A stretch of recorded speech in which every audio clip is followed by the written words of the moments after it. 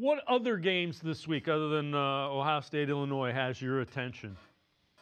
Oh man, there's so many. This is as loaded a slate as we've had all season. When you look in the SEC with a game like Alabama, Missouri, I think is fantastic. In the Big Ten, Oregon, Indiana, USC, Michigan, a couple of games being played on the West Coast are fantastic. I think Utah and Arizona State, and there's some suspense now with Arizona State's quarterback Sam Levitt possibly being out. There are a ton of good football games on Saturday. This is going to be a wild weekend of college football, and as usual, we'll probably see it get turned upside down again. Indiana, Oregon. How good are the two quarterbacks that are playing in that one?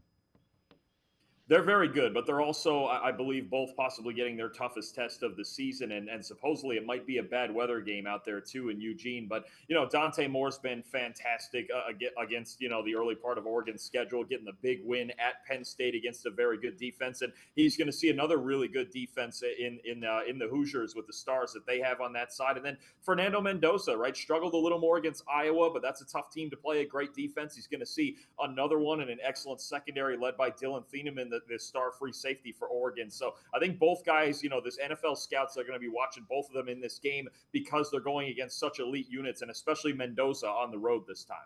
All right, Browns fans obviously want to know about college quarterbacks with a first-round pick and the need for a franchise-type quarterback.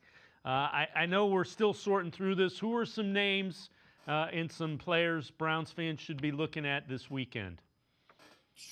There's a lot. I mean, you talk about those two guys, Moore and Mendoza. We just mentioned Ty Simpson for Alabama's got a really fun test against Missouri. Down at LSU, LSU's playing South Carolina. Garrett Nussmeier versus Lenora Sellers. Those are two guys that are going to be of big-time intrigue moving forward. So it's really a wide-open race to find out who the best quarterback is, who's going to be the top 3, 4, maybe even 5 guys that go in the first round in this coming draft. This is a really fun weekend for those battles, especially when you look at Moore versus Mendoza and Sellers versus Nussmeier head-to-head. It's going to be a fantastic weekend.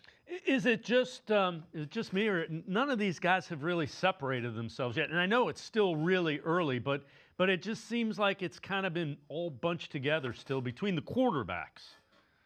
No, absolutely. There's a lot of guys who are playing the same caliber of football. John Mateer at Oklahoma as well, going against Texas this week. Supposedly he's going to be back from hand surgery on Saturday to play Texas. So I think what you have is give it a few more weeks. I would say another month, maybe even to the end of the regular season, where I think we are going to start to see 2 or 3 of these guys really start to separate themselves. That could start this week with so many big games that we have, and as we dig into conference play more and more.